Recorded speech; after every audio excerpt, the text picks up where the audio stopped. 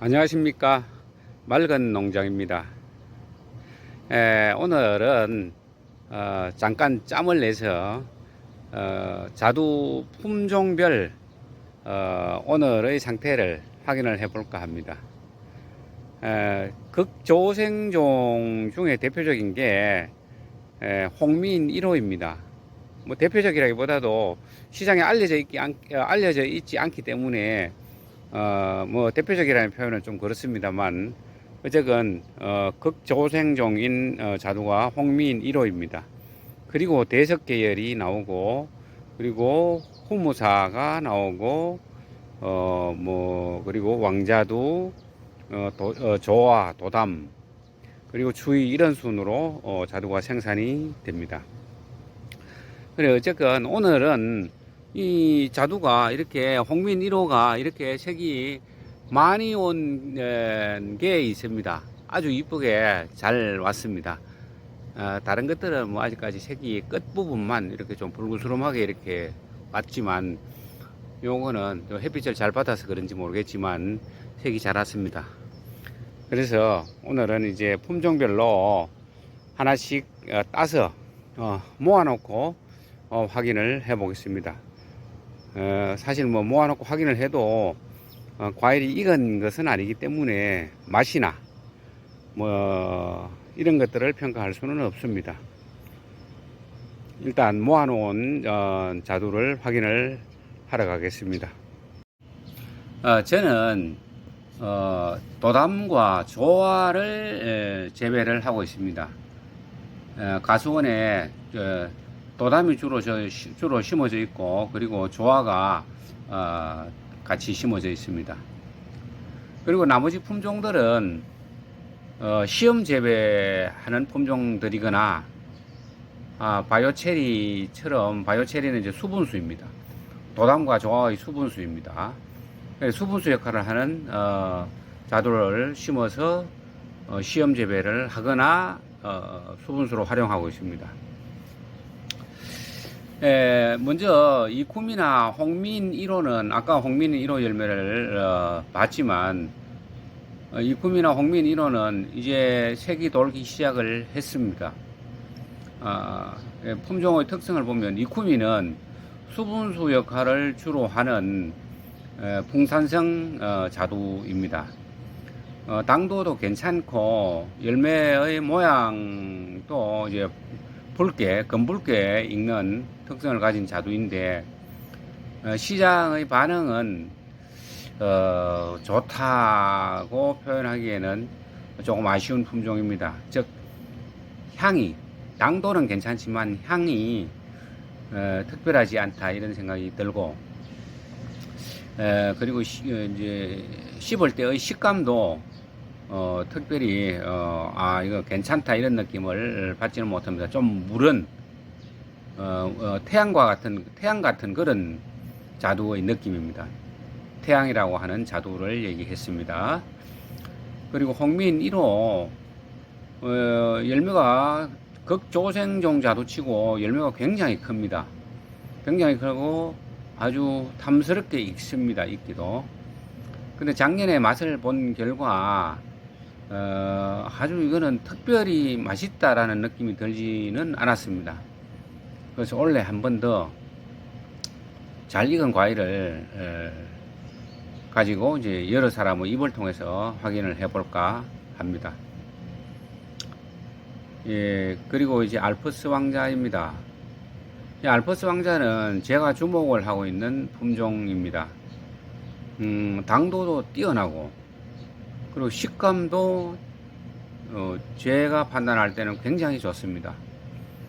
그리고 시장에서도 젊은 여성들의 찬사가 이어지는 품종입니다. 그런데 아주 심각한 이제 단점이 하나 있습니다.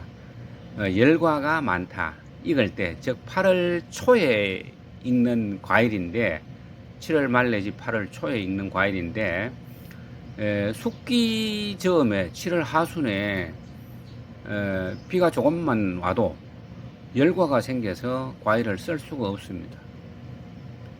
그리고 특히 이제 올해의 예를 들어 보면, 오늘이 이제 6월 9일입니다만, 5월 말 내지 6월 초, 6월 1일, 2일, 3일, 이 즈음에 이 알프스 왕자에 낙과가 굉장히 심했습니다. 꼭 수정 불량처럼 그렇게 이 과일이 쪼그라들고 붉게 색이 변화하더니 이제 낙과가 되었습니다. 한 90% 정도 저는 제 나무에는 90% 정도 낙과가 있었습니다. 그 다음에 화이트 슈가입니다. 화이트 슈가는 8월 초에 익는 과일입니다. 8월 초에 익는데 열매가 굉장히 예쁩니다. 아이보리색, 익으면 아이보리색의 조금은 투명한 듯한 느낌의 그런 이제 모습을 나타내는데 젊은 사람들이 좋아할 수도 있을 그런 외관을 가지고 있습니다. 당도도 괜찮은데 시장에서의 반응은 조금 더 지켜볼 필요가 있을 것 같습니다. 이거는 요 품종은 향이 특별히 느껴지는 것이 없고, 그리고 식감도 제가 봤을 때는 특별하진 않았다라는 생각이 듭니다. 그래서 올해 한 번 더 확인을 해 봐야 되겠습니다. 그 다음에 도담과 조화. 조화와 도담은 다 이제 후무사 계열이죠. 조화가 7월 15일경에 나온다면 도담은 아마 8월 초, 7월 말 내지 8월 초, 올해 같으면 아마 7월 말경이면 생산될 겁니다. 저는 이 조화에 이제 관심을 많이 가지고 있는데, 저는 후무사 계열을 좋아합니다. 후무사를 굉장히 이제 오랫동안 재배를 했었고, 이제 제 어른이 재배를 했었죠. 그리고 저도 그걸 물려받아서 후무사를 재배를 하다가 이제 품종을 바꿨습니다. 후무사는 늘 장마와 겹칩니다. 대석도 마찬가지지만은 후무사는 장마의 직격탄을 맞습니다. 보통 우리나라 장마가 6월 말에서 7월 중순 15일 내지 20일경까지 장마가 이어지는데, 저희 밭은 이제 김천시 아포에 있습니다. 저희 밭에 있는 후무사는 7월 3일 내지 조금 늦으면 7월 5일경부터 수확을 시작을 했습니다. 그러니까 장마랑 아주 겹칩니다. 대석도 그랬습니다. 대석도 과거에 재배할 때 장마랑 겹쳐서 아주 힘이 들었습니다. 그래서 장마를 피하기 위해서 조화를 심었지만, 조화도 사실상 7월 10일 내지 15일경부터 수확을 하게 된다면 장마랑 장마의 끝부분과 겹치게 됩니다. 그렇지만 이제 도담은 8월 달에 수확을 하기 때문에 장마가 늦어지지 않으면은 도담은 장마를 피할 수 있을 것 같습니다. 그 다음에 바이오체리는 아까도 얘기했지만 도담과 조화의 수분수로 심었습니다. 그런데 의외로 이 바이오체리에 대한 젊은 사람들의 평가가 굉장히 좋습니다. 바이오체리는 과일이 좀 작지만 까맣게 익으면서 맛도 나름 괜찮고 식감이, 아삭거리는 식감이 좋은 것 같습니다. 그래서 이 바이오체리에 대한 상품성이 조금은 더 부각되고 있지 않나 이런 생각이 드는데, 이 부분은 한 1, 2년 더 지켜보도록 하겠습니다. 그리고 바이오체리는 이름이 끝부분이 체리이다 보니까 체리로 오해하는 경우가 이제 많이 있는데, 바이오체리는 자두입니다. 그리고 마지막으로 플루오트입니다. 플루오트는 제가 작년에 지인으로부터 새 품종을 받아서 접수를 받아서 접을 붙였습니다. 접을 붙여서 원래 이제 과일이 이렇게 열렸는데 품종명은, 세부명은 잘 모릅니다. 그냥 플루오트 세 가지 중에 하나의 과일을 따서 이렇게, 이것도 자두이니까 같이 이렇게 비교를 해보려고 따왔습니다. 그림에 보는 것처럼 과일은 홍미인 1호가 크고 조생종이니까 클 수밖에 없죠. 곧 따야 되니까. 그리고 이제 여기 이제 알프스 왕자는 좀 작게 보이지만은 나중에 가면 익을 때 되면 좀 커집니다. 도담만큼은 아니지만 화이트 슈가와 비슷해집니다. 그리고 도담과 조화는 이 과일이 좀 큰 과일이고 바이오 체리는 이제 열매가 좀 작습니다. 그리고 이 플로터는 이제 원래 처음 보는 과일입니다. 그리고 이제 마지막으로 숙기를 보면 이 구미가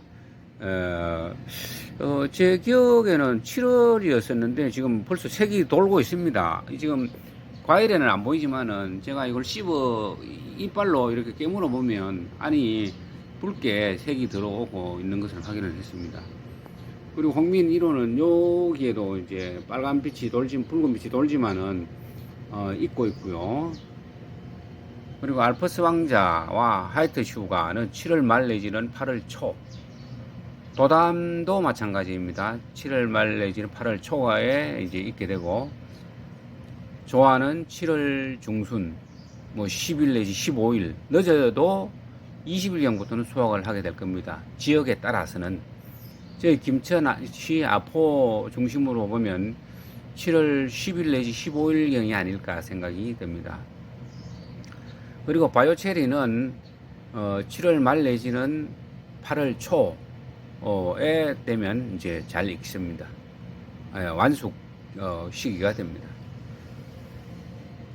자, 이렇게 살펴봤고요. 과일이 익는다 하더라도 앞으로 제가 이제 맛을 보고 기록으로 남기게 될 텐데 한꺼번에 이렇게 과일을 모아놓고 맛을 평가할 수는 없을 것 같습니다. 이제 숙기가 다 다르기 때문에 숙기별로 잘 익은 상태에서 맛을 봐야만이 그 자두의 정확한 맛을 알기 때문에 그 부분은 이제 개별적으로 품종 각각 평가를 해봐야 될 것 같습니다. 그리고 기회가 되면 그 평가한 결과도 자료로 공유하거나 아니면 영상을 또 한꺼번에 찍어서 공유를 하거나 이렇게 하도록 하겠습니다. 오늘 잠깐의 짬을 내서 이렇게 자두 8종에 대한 오늘 상태를 확인을 해 봤습니다. 감사합니다.